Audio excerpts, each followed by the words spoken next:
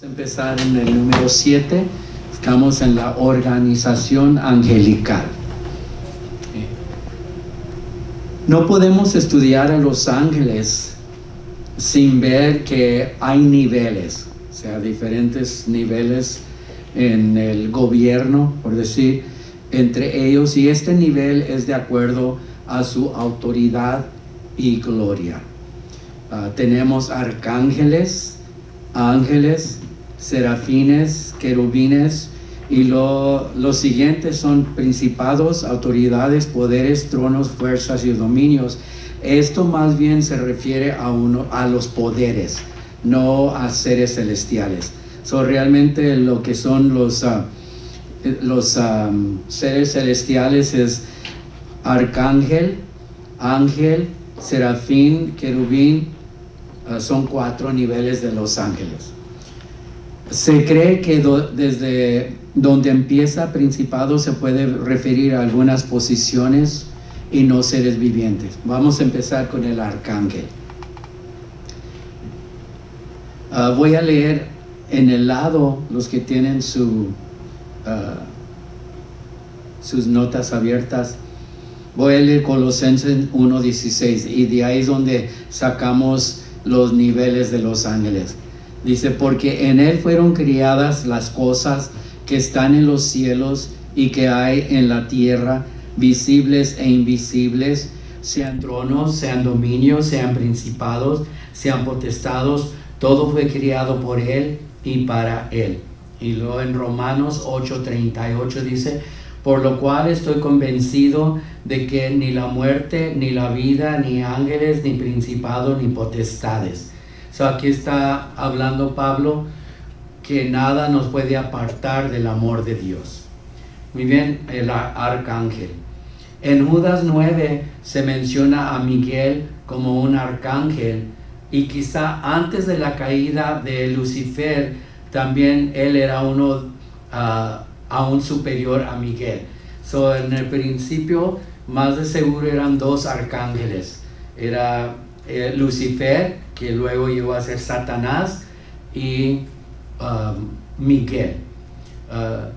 Miguel y Gabriel son de los 2 ángeles que se mencionan sus nombres, aparte de Lucifer, que cayó.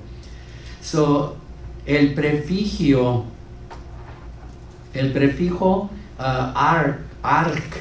de ángel, se ve curioso, sugiere un jefe principal o ángel importante.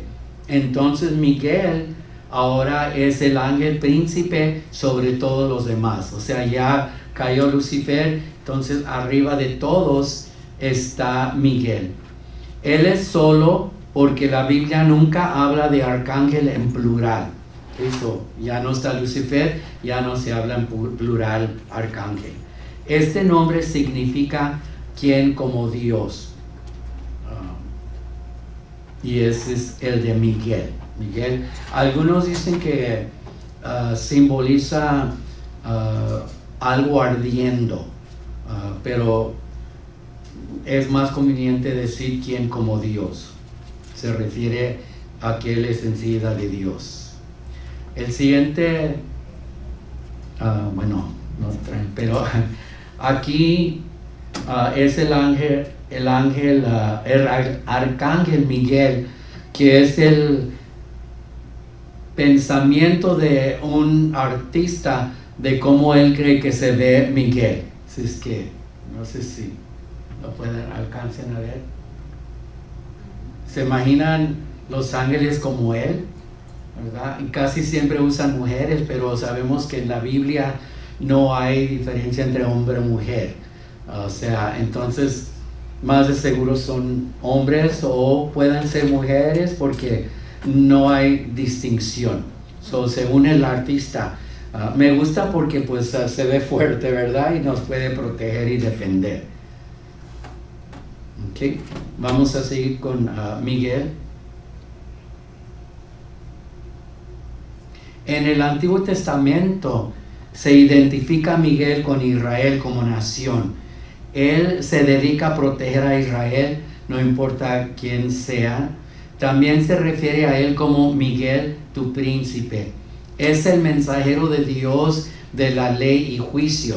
En Apocalipsis se ve dirigiendo los ejércitos celestiales contra Satanás, el dragón y todos sus demonios. Si recuerdan, cuando estudiamos de Apocalipsis, viene la guerra de Armagedón, y es cuando el Señor Jesús, su segunda venida. Yo recuerdo cuando el Desert Storm, esa guerra, muchos están diciendo que esa era la guerra de Armagedón, que era la madre de todas las guerras. Aún pastores estaban diciendo, pero bíblicamente el Armagedón no puede suceder mientras la iglesia está sobre esta tierra. ¿Y por qué? Porque la guerra de Armagedón es Satanás, sus demonios y las naciones aliadas, como de seguro Rusia, China y otras naciones, van a venir a Israel para destruir a Israel. Pero Israel va a tener sus aliados, que como dijimos el miércoles pasado, hasta aquí Estados Unidos está asociado o aliado con Israel. President Trump, una de las cosas buenas que hizo es que él reconoció que Jerusalén es la capital de Israel, y muchas naciones estaban en contra de él, de esto, ¿verdad? Porque están en contra de Israel y no quieren reconocer a Israel. Así es que mientras los Estados Unidos siga aliado con Israel en esta guerra de Armagedón, le va a ir bien a los que se quedaron atrás de los Estados Unidos o las demás naciones que están aliadas con Israel, porque de seguro como Inglaterra y quizá un México, ¿verdad? Van a estar al lado de Israel. Entonces, esa guerra Armagedón, el Señor Jesús va a descender y es su segunda venida, no el rapto ya sucedió 7 años antes. Su segunda venida es cuando viene y todo ojo le verá. Sus ejércitos de ángeles van a venir con él, y la iglesia también va a venir con él, y viene a poner fin a esa guerra de Armagedón. Y donde su pie pisa Monte de los Olivos, se abre la tierra, y muchas de las naciones aliadas con Israel serán destruidas, y las demás junto con Satanás y sus demonios serán arrojados al infierno.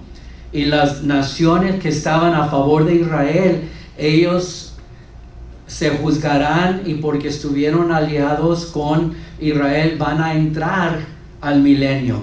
Por eso es que en el milenio va a haber 2 clases de seres. Va a haber los seres angelicales, entre ellos nosotros no ángeles, pero seres con nuestro cuerpo glorificado como Jesús, y lo vamos a estar gobernando, ayudando a Jesús a gobernar sobre aquellas naciones. Ya no es que si son salvos o no, esa parte no importa, entrarán al milenio y vivirán en ese tiempo. Claro, en ese tiempo habrá muerte y nacimiento de los humanos, pero nosotros tendremos nuestro cuerpo glorificado. Y es cuando ya el milenio se establece por 1000 años, y después viene el final, el juicio final de aquellos que nunca aceptaron a Cristo como su Salvador personal. Es Miguel el que está ayudando a conquistar al ejército del diablo. También se cree que Miguel es el arcángel que peleó contra Satanás en el cielo cuando él se rebeló contra Dios, y Miguel es el que echó afuera a Satanás a esta tierra. Esas 2 cosas. Y luego, aparte de eso, dice que va a proclamar la segunda venida de Jesús, pero también habla la palabra de vida a todos los que murieron en Cristo y quienes esperan su resurrección. O sea, los que están muertos en Cristo, que no habían resucitado, entonces van a resucitar, porque sabemos que de los creyentes va a haber 2 resucitaciones. La primera es cuando el rapto, y la segunda es al fin de la tribulación, porque habrá miles y miles salvos en la tribulación. ¿Por qué sabemos que miles y miles? Porque Dios va a tener 144,000 testigos de Israel predicando el Evangelio. También los dos testigos que descenderán del cielo van a testificar, y va a haber un gran avivamiento en medio de aquella tribulación. Sabemos que tendrán que morir, dar su vida para poder ser salvos. No es como ahorita, que es por la gracia. Primera Tesalonicenses dice en 4:16, porque el Señor mismo, con voz de mando, con voz de arcángel y con trompeta de Dios, descenderá del cielo, y los muertos en Cristo resucitarán primero. Si es que esto es la segunda venida, es cuando nosotros somos resucitados. No leí Daniel 12:1. Dice, refiriéndose a Miguel, en aquel tiempo se levantará Miguel, el gran príncipe, que está de parte de los hijos de tu pueblo. Ahí se refiere a que Miguel es principalmente el Dios del pueblo de Israel. Si recuerdan, cuando Daniel estaba orando, se tardó la respuesta, y llegó luego el ángel y le dijo, desde que empezaste a orar venía la respuesta, pero que se entretuvo peleando con el ángel, creo que era de Persia, si no me equivoco, de Persia. Si es que esa nación también tiene su ángel, pero es el Satanás. Pero las naciones también tienen sus ángeles. In the Old Testament, Michael is identified with Israel as a nation. He is dedicated to protect Israel no matter who they are. He is also referred to as Michael, your prince. He is the messenger of God and his law and judgment of God. And that's where I should read Daniel 12:1. At the time, Michael, the great prince who protects your people, will arise. So referring to, he is the angel of Israel.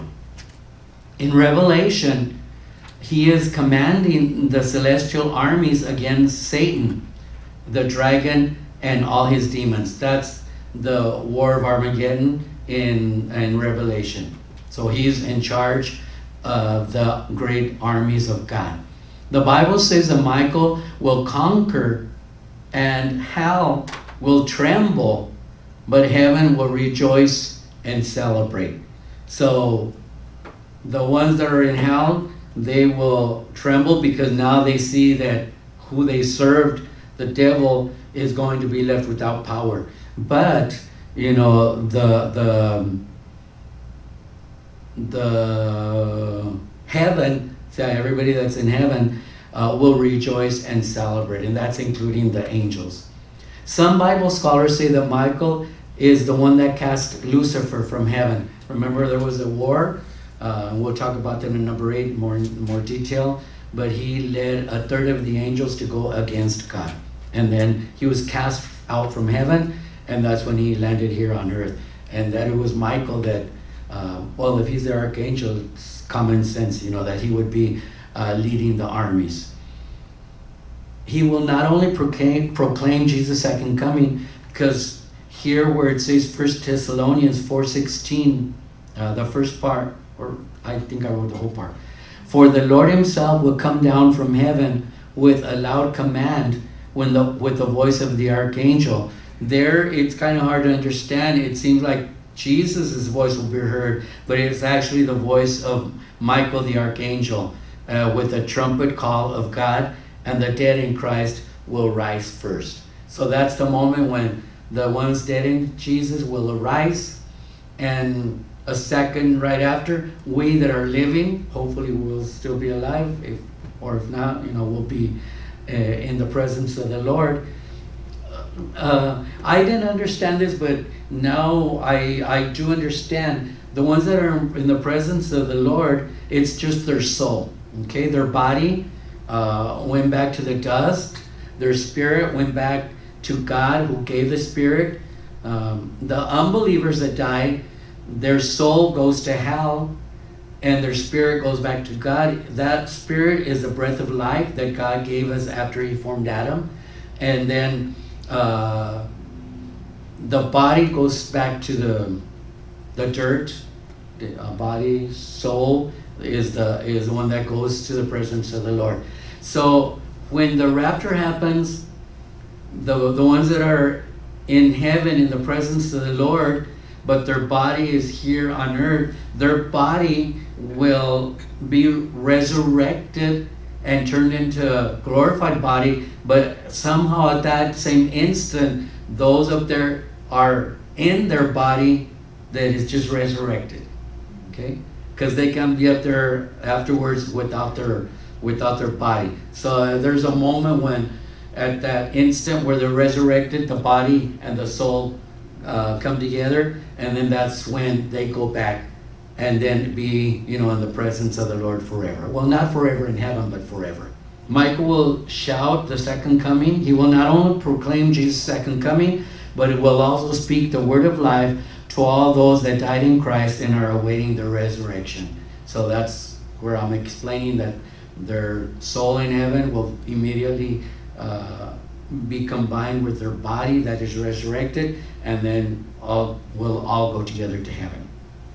Gabriel es uno de los más prominentes ángeles mencionados en las Escrituras. Se refiere a él como el mensajero del Señor, y ahí enseguida dice Gabriel el poderoso. Contrario a la opinión de algunos, nunca se le llama arcángel, pero se habla más de su ministerio que el de Miguel. Recuerden que los humanos aquí ha habido época. Algunos mencionan que desde los 90s que se empezó mucho interés en ángeles y en los demonios. Vemos que hoy en día hay iglesias satánicas, y vemos que todo esto es señal del fin del tiempo. Y el mucho interés que ha habido en los ángeles, ha habido muchas cosas erradas que se hablan de ellos. Siempre se mencionan a los ángeles que aparecen con alas. Hemos hablado como no todos los ángeles tienen alas. Hay ciertos ángeles que tienen alas, y es lo que vamos a estar estudiando también.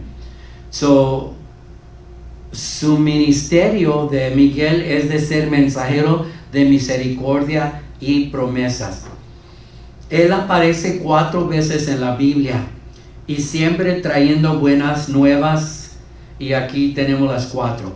En el libro de Daniel anuncia la visión de Dios para el tiempo final. O sea, si recuerden, el libro de Revelaciones está muy relacionado con el libro de Daniel. El libro que estudiamos ahí en el seminario era Daniel y Apocalipsis, porque se interpretan, se ayuda a interpretarse por lo que cada uno revela, Juan, el teólogo, y Daniel. Aquí tenemos, Daniel tuvo visión, y en él se demuestra la orden de las naciones al final. Si recuerdan, tuvo un sueño de una estatua, y en esta estatua, cada parte del cuerpo de esa estatua representan diferentes naciones. Es algo por separado, un estudio, ¿verdad? Y es también interesante, porque naciones que existían en aquel tiempo desde el principio, hoy en día existen. A veces se les ha cambiado el nombre, pero muchas existen todavía. Irak es el centro de donde empezó la humanidad, la creación. Por ahí, en esas áreas, está el jardín del Edén, donde Dios puso a Adán y luego formó a Eva. Sabemos que ahí describe en Génesis donde está el jardín del Edén, entre 4 ríos, pero como la topografía va cambiando, o sea, los ríos a veces cambian, a veces hay inundaciones y cambian su ruta, si es que ya la tierra no está igual a como estaba al principio. Entonces, el plan de Dios es que nunca pudieran saber o pudiéramos saber dónde está el jardín del Edén, porque hay un árbol todavía ahí muy importante. Hubo dos árboles muy importantes, el del conocimiento del bien y del mal, que es el que tomaron Adán y Eva, ¿verdad? Y por eso de la inocencia, que estaban inocentes, comieron de esa manzana que no era manzana, no sabemos qué era, esa fruta, y los ojos fueron abiertos. Es cuando descubrieron que estaban desnudos y cambiaron de la inocencia a la conciencia. Ya es donde ya había entrado el pecado. El otro árbol es el árbol de la vida, o sea, para la vida eterna. Entonces fueron puestos ángeles, y después vamos a hablar qué clase de ángeles, para proteger que nunca se pueda entrar ahí a ese lugar. También en Daniel, mientras ora el profeta, Daniel dice que Gabriel vuela a él y le toca revelándole sobre las futuras naciones que terminará con la venida de Jesús. Y lo tercero, esas dos fueron en Daniel. En el Nuevo Testamento, en el libro de Lucas, se presenta el ángel Gabriel a Zacarías y le anuncia el nacimiento de Juan el Bautista. Si recordamos, Juan el Bautista nació a Elizabeth y a Zacarías y es primo del Señor Jesús, y él es 6 meses mayor que Jesús, y él empezó su ministerio primero para preparar el camino para Jesús. Por eso en Isaías hay una profecía, dice, voz que clama en el desierto, y ese es Juan el Bautista. Sabemos que Juan el Bautista era medio raro, ¿verdad? Su vestuario, cómo hablaba, no tenía, como dicen, pelos en la lengua, sino que era directo. Arrepiéntense, generación de víboras, es como hablaba a los israelitas. Y hoy en día no podemos hablar así, ¿verdad? Porque nos asesinan o nos cortan los diezmos, no sé qué, ¿verdad? Me cancelan. Así es que, pero vemos que Juan el Bautista preparó el camino para Jesús, y aún así mucha gente de Israel lo rechazaron porque creían que él enseñaba algo nuevo, que estaba en contra del Antiguo Testamento, y no entienden que Jesús cumplió en su sacrificio todos los sacrificios del Antiguo Testamento, y entró entonces la gracia, porque nadie podía guardar la ley de Moisés de aquel tiempo que Dios les dio, porque si fallaban en una eran culpables de toda la ley. Y vemos que aparte de eso, ellos se apartaron de Dios y estaban nada más siendo legalistas, o sea, por sus obras, y dejaron fuera a Dios. Jesús tuvo que venir a cumplir, cerrar esa dispensación, o sea, esa etapa de cómo Dios trató con Israel, y ahora con los gentiles se está tratando con gracia, pero también los israelitas pueden aceptar a Cristo. Conocimos un hermano judío, vino hace muchos años, allá en los últimos de los 70. Yo acabo de salir del seminario, salí en el 77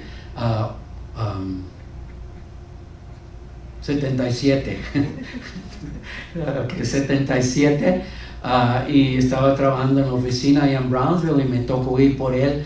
Había llegado de Jerusalén, era parte del Sanedrín, una secta de las más importantes de los israelitas, y cuando uno decía que él era un judío salvo, él decía, corrección, yo soy un judío completo, porque él no solo acepta el Antiguo, sino que también acepta el Nuevo Testamento. Y vemos que los judíos como religión rechazan el Nuevo Testamento, pero como Pablo y aquellos judíos aceptaron a Cristo, Entonces los judíos también pueden aceptar a Cristo, pero tienen que ser como nosotros en la gracia y no por la ley. Ok, y número 4, en su apariencia más importante se le aparece a la Virgen María y le da el anuncio del nacimiento de Jesús. Este anuncio fue lo que él declaró fue: Dios tomó forma de humano para redimir a la humanidad. Así es que esa es la doctrina en la cual está basada el cristianismo, o sea, la iglesia de hoy. No como algunos toman a Pedro como él es en lo que Dios basó su iglesia. No fue en Pedro, fue lo que Pedro dijo. Cuando Jesús les preguntó: ¿y ustedes quién dicen que soy yo? Y Pedro lo dijo: tú eres el Hijo verdadero de Dios. Así es que en esa doctrina, en esa enseñanza, es donde Pedro dijo, es donde Dios estableció su iglesia. Gabriel is one of the most prominent angels mentioned in the scriptures. He is referred to as the messenger of the Lord. And there the meaning is the mighty one. Contrary to the opinion of some, he is never referred to as an archangel, but there is more said about his ministry than Michael's. His ministry was to be bearer of mercy and promises. He appears 4 times in the Bible, always bringing good news. So like I was saying, a lot of interest in angels, especially in these last days. There's a lot of shows that are based on angels, Touched by an Angel, and I don't know how many others. But a lot of the things that they say are not true. They're not based on the Bible. And that's where we get a lot of the thoughts that we have about the angels. But this study is helping us see what is true and what is not true. One of the things that is not true is that all angels have wings. Not all angels have wings. And I remember way back, I was still in Brownsville, we were going to have a Christmas play, and they told us not to use angels with wings. And we didn't understand why. You know, we thought, oh, legalistas. And well, so we didn't have angels with wings, okay? But everybody does. But now I understand. It's that not all angels.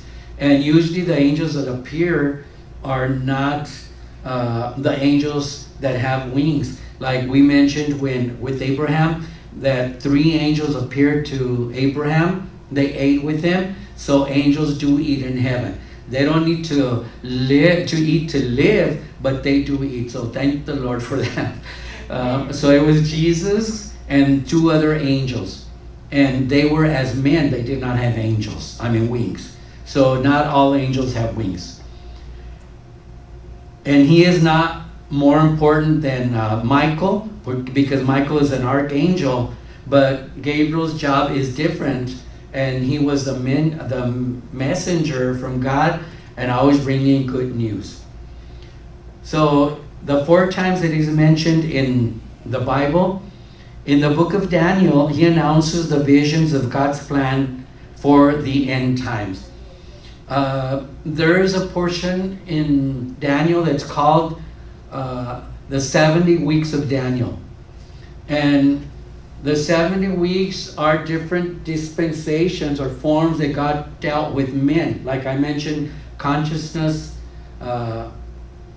first unconsciousness, then consciousness, the law,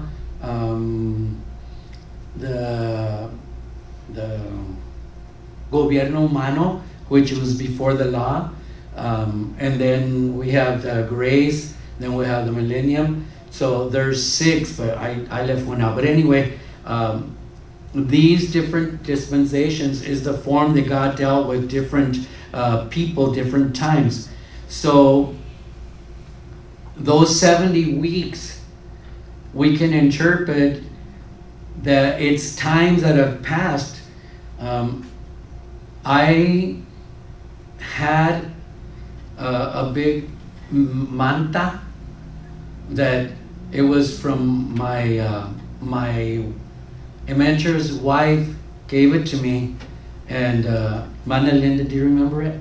What it showed in Sunday school? It was a big trapo, Yeah. and it was really clear. But when we left the church, I left it there, and afterwards I asked for it, and they said they couldn't find it, so I think they stole it. I'm just kidding. I don't know what happened to it, okay? So I really feel bad, and Mana Silvia, I'm sorry. But we tried to find it, and they looked for it, and I looked at home just in case, and I took out all my stuff that's in boxes still y todo, ¿verdad? I just couldn't find it, but it was really, really nice. So we are near the end times. 6 weeks already passed, and the 7th week is the 7 years of the tribulation, and that is going to finish the time before Jesus establishes his kingdom. So we've come all this way through 5 different periods, which some last thousands of years. Of course, remember the Bible is only between 6 and 10,000 years old. It's not billions. And when they say the dinosaurs existed billions of years ago, the dinosaurs, I believe, existed, and the Bible mentions dinosaurs, but they had to exist during that time. Between 6 and 10 billion years is what, or 1,000 years is what the earth, how old it is. Okay, so let's go back.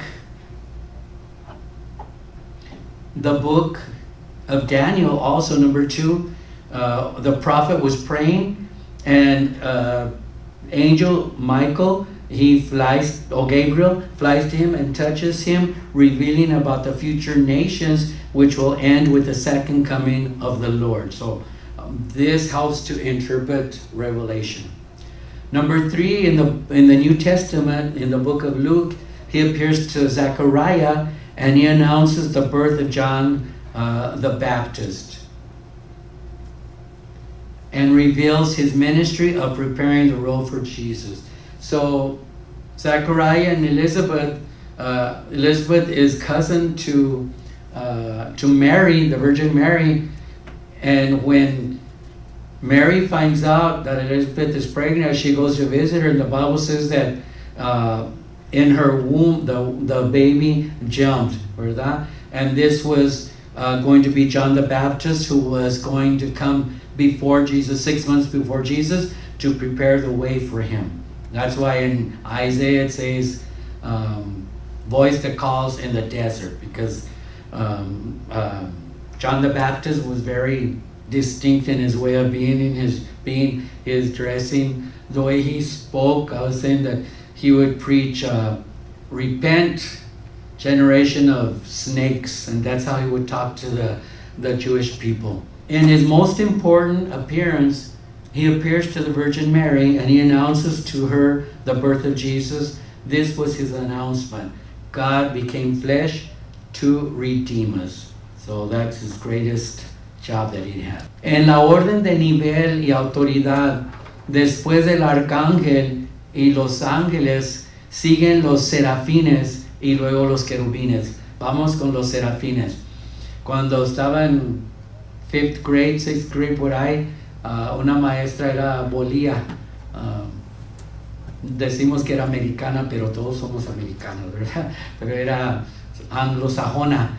Y pues ella decía mi nombre es Serafin, ¿verdad? Y pues yo la corregí al principio, pero después I said, okay, you can call me whatever you want, ¿verdad? Pero aquí sí es serafines, no seferinos. Esta palabra posiblemente viene de la palabra hebrea amor. En la revisión y aún en la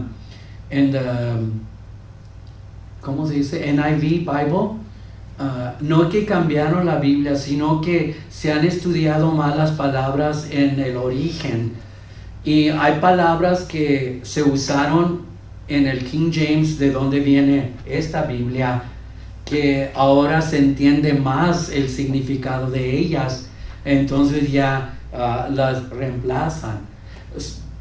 Por ejemplo, en unos lugares dice sobre la salud de las almas, o sea, pero ahora se ha cambiado viendo el significado, el contexto y lo que significa esa palabra en hebreo o griego, que fue casi más de lo que se escribió en la Biblia. Ahora en vez de salud, que es salud del alma, es salvación. Por eso es un poquito más fácil de entender las algunas nuevas revisiones, ¿verdad? Pero no todas. Tengan cuidado porque unas cambian totalmente todo, especialmente aquellos que más adelante tengo la palabra, pero no me acuerdo cómo decirle, paráfrasis, algo así. Ok, eso. Así es que, y cambia el sentido de lo que era el original. Hoy en día se ha apegado más a las escrituras originales, que aún el doctor Muñiz, que fue el presidente donde yo creí mi primer empiezo de mi ministerio, a uno de mis condiscípulos, él lo mandó a estudiar el hebreo, y aún en una convención y así cuando salió a predicar, enseñaba el corito La Sangre de Cristo en hebreo. Yo nunca lo aprendí, no pude aprenderlo, pero se oía bien bonito. Así es que no que se cambia, pero se ha aclarado un poco apegándose a las originales. Ok, habiendo dicho eso, por eso dice que posiblemente viene de la palabra hebrea amor. Algunos piensan que quiere decir los que arden o los nobles, y había dicho que los que queman, pero no era allá, es aquí.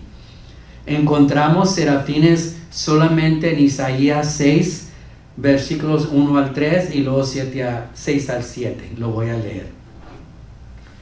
En el año que murió el rey Usías, vi yo al Señor sentado sobre un trono alto y sublime, y sus faldas henchían el templo. Estos versículos son el llamamiento de Isaías, como Dios le llamó. Esto se lee en muchas ocasiones especiales. Mi mentor, hermano reverendo Macedonio García, lo leyó cuando él me entregó mis credenciales de licenciado en la iglesia Edinburgh, que era una confraternidad allá en el valle. Y es una parte muy bonita. Dice, y encima de él estaban serafines, cada uno tenían 6 alas, con 2 cubrían sus rostros, con 2 cubrían sus pies, y con 2 volaban. Aquí tengo una foto, no sé si lo alcancen a ver.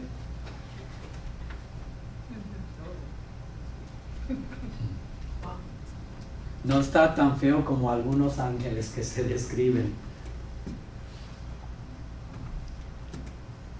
Y el uno al otro daban voces diciendo, Santo, Santo, Santo, Jehová de los ejércitos, toda la tierra está llena de su gloria. Y voló hacia mí uno de los serafines, teniendo en su mano un carbón encendido, tomado del altar con unas tenazas, y tocando con él sobre mi boca, dijo, he aquí que esto tocó tus labios, y es quitada tu culpa, y limpio tu pecado. Más adelante se dice a Isaías de parte de Dios que es enviado a un pueblo de dura cabeza, duro corazón, rebelde. ¿Se imaginan? Isaías es prevenido de que su llamamiento va a ser algo muy difícil. Profeta Ezequiel, Jeremías y algunos de los profetas menores como Joel, ¿cómo son? Joel, Miqueas, Zacarías, Amón, Jonás. Ok, muchos de esos, ¿verdad? Fueron también, algunos se conocieron de estos profetas porque estaban unos en una parte ya cuando el reino se dividió en el norte o el sur, y como digo, algunos se conocían y trataban con el pueblo de Israel, y fue algo muy difícil, empezando con Moisés, cómo batalló con ese pueblo. Y por eso se dice que el pueblo de Dios, el de hoy en día, es como el pueblo de Israel. pero no todos, no todos. Yo he conocido iglesias donde genuinamente hay personas creyentes que sirven a Dios de todo corazón, pero he conocido mi primera iglesia, al cabo ya están todos muertos de aquel tiempo, porque eran ancianitos cuando primero llegué allá en el 78, y pues yo decía, cómo se portaban, yo decía, estos no están salvos, ¿verdad? Pero pues por sus frutos los conoceremos. Muy bien, vamos a regresar, ya dejamos el pueblo duro de Israel, que Isaías fue enviado a ese pueblo. Muy bien. In the order of rank and authority, seraphim and cherubim follow in order after the archangel and the angels. A lot of people pronounce the cherubim cherubim, but it's actually chair, like C-H-A-I-R. I might look it up and have Siri tell me how to pronounce it. No, I still messed up, but it's cherubim. Okay, we're going to talk about the seraphims. This word may come from the Hebrew root meaning love, although some think the word means burning ones or nobles. And we find the seraphim only in Isaiah 6, verses 1 to 3, and then 6 through 7. So the reason that sometimes we say the word might mean this, but it also might mean this, because a lot of Hebrew words cannot be translated into English or even Spanish. There's no word, because like the word love in Greek, there were 4 different kinds of love, and we study them but using the word Greek. Like agape is one of those loves. So sometimes that's why studying now the original scriptures that have been found, we know a lot of them were found in the Dead Sea Scrolls, the original, can you imagine? Sealed, then they were discovered in a cave, and it was a lot of Isaiah was found there, and there have been other original scriptures found. So basing themselves on those, we have a greater understanding of English words that we cannot really give a name, but we can understand what it's trying to make us understand, if that makes any sense. Okay, so let's go to the next page. El ministerio de los serafines es de alabar el nombre y carácter de Dios en el cielo. Su ministerio está relacionado directamente a Dios y su trono celestial, porque están suspendidos volando arriba del trono y no como los querubines que están al lado del trono. So, aún por su nivel están en otro lugar. Sabemos que en el cielo está el trono de Dios. Sabemos que Dios no tiene cuerpo, pero la Biblia dice, donde leímos en Isaías, que sus faldas henchían todo el área. O sea, Él es espíritu, pero tiene su trono, y está el trono de Jesús, que tiene su cuerpo de humano. Y sabemos, como hemos mencionado, que en el Antiguo Testamento Jesús apareció en diferentes ocasiones como con su cuerpo que después tomó en el Nuevo Testamento. Los querubines están al lado del trono. Y luego delante del trono, si recuerdan que estudiamos en el libro de Apocalipsis, están 4 ángeles y se describen como 4 animales. Y se llaman los 4 animales, y están con ellos los 24 ancianos. Los 24 ancianos representan el Antiguo y el Nuevo Testamento. El Antiguo, las 12 tribus de Israel, en el Nuevo los 12 apóstoles. Así es que ahí vemos los serafines suspendidos, volando, de seguro sosteniéndose arriba, y los otros querubines en el lado. Algunos de los estudiantes de la Biblia no están de acuerdo de qué son los trabajos de ellos, pero sí sabemos una cosa: están constantemente glorificando a Dios.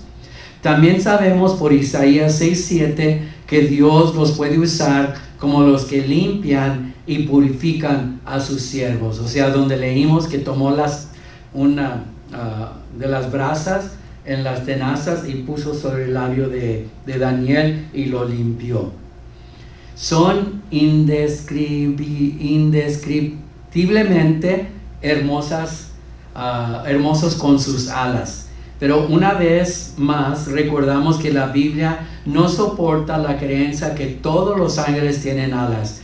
La gloria de los serafines nos recuerda de la descripción de los 4 criaturas en el libro de Ezequiel, que estudiamos en el libro de Apocalipsis junto con los 24 ancianos delante del trono alabando a Dios. Los serafines sirven como agentes y portavoces de Dios. Los serafines vuelan arriba del trono de Dios con el fin de glorificar a Dios. The ministry of the seraphim is to praise the name and character of God in heaven. How can the character of God be praised? We said the character of God, or we know the character of God. He is good, He is merciful, He is all-powerful, and all these characteristics of God. When we say Dios es bueno, estamos adorando, estamos glorificando su nombre que lo representa a Él. The seraphim also serve God as both agents and spokesmen. They hover over the heavenly throne as functionaries and attendants with the chief duty of praising God. Que vamos a los querubines. A ver si alcanzan a ver. Esta es la imagen de uno que piensa que así se ve. Estos se ven más como humanos, por decir. Watch when we get to heaven, they look completely different from that. This is just a human interpretation. Okay? Los querubines son reales y son muy poderosos, pero en la Biblia eran muy seguido usado como símbolos de cosas celestiales. Por orden de Dios fueron puestos sobre el arca del pacto en el tabernáculo y luego en el templo de Salomón fueron usados en el diseño como decoración. Si recuerdan, estudiamos el tabernáculo, no sé si hermana Linda recuerde, allá estudiamos en Jerusalén, pero había el arca del pacto. Ese arca del pacto estaba detrás de las cortinas que fueron rotas cuando Jesús murió en la cruz del Calvario, y solamente una vez al año entraban los sumos sacerdotes a ofrecer sacrificios. Ese arca era de madera cubierta de oro, que significa la humanidad es la madera y la deidad es el oro. Adentro había maná que descendió en el desierto para darle de comer a Israel. Estaba la vara de Aarón, o sea, cada tribu puso un palo delante de Moisés y con su nombre escrito de cada tribu, y el árbol que le salía es un palo muerto, pero el que brotaba una hoja, ese iba a ser el grupo que iba a oficiar en el tabernáculo, y salió a la tribu de Leví, que era Aarón, y su descendencia son los sacerdotes. Y lo tercero eran los 10 mandamientos que Dios dio a Moisés. Arriba la tapa era de oro puro, completamente representando a la deidad. Y sobre esa tapa había unos ángeles, ¿verdad?, que eran de los querubines, y estaban de rodilla viendo uno al otro, de rodilla inclinado, y pues de ahí de en medio de esos ángeles salía la gloria de Dios, la presencia de Dios que estuvo con Israel mientras caminaban en el desierto. Se llama también la Shekinah Glory, y es en medio de estos ángeles. En el templo de Salomón, también Salomón los mandó poner, o sea, imágenes de ellos en las diferentes paredes del templo. Tenían alas, pies y manos.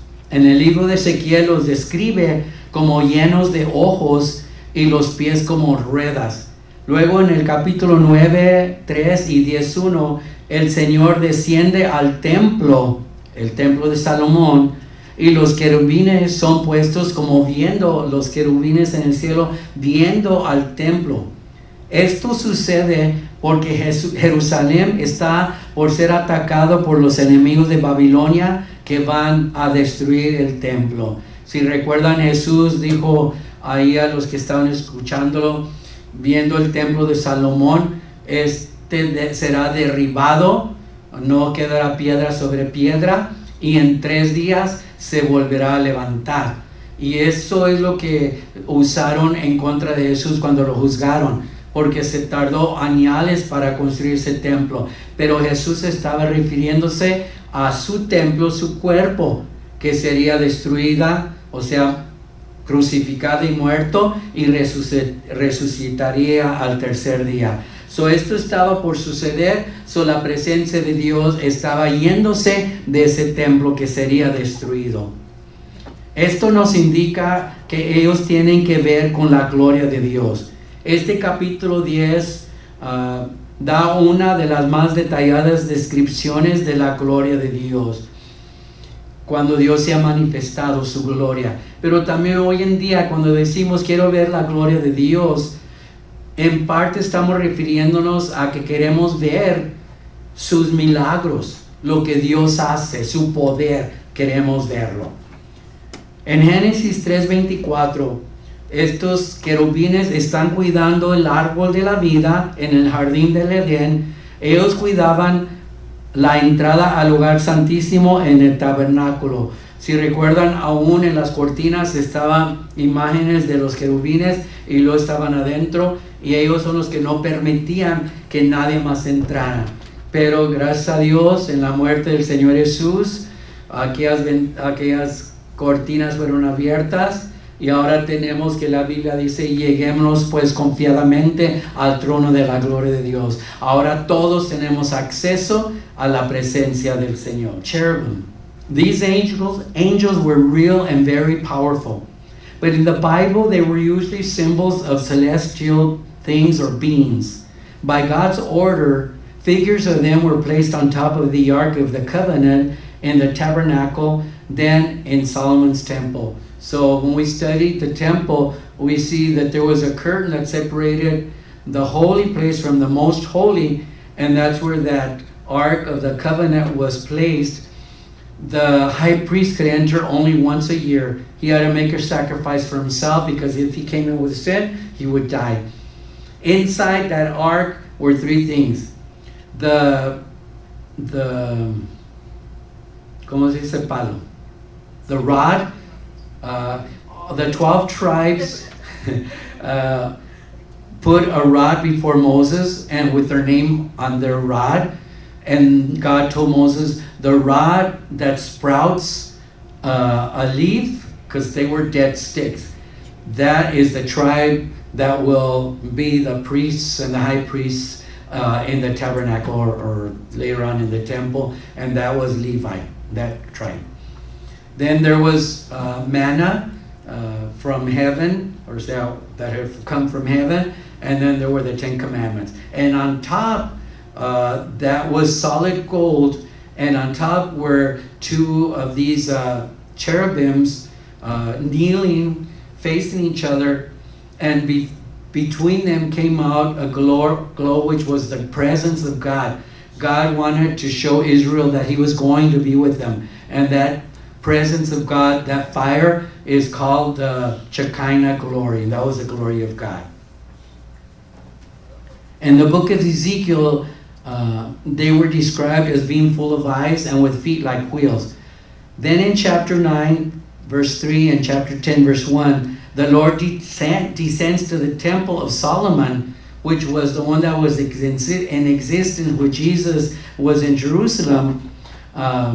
It says that the cherubim were placed facing the tabernacle from heaven, the temple.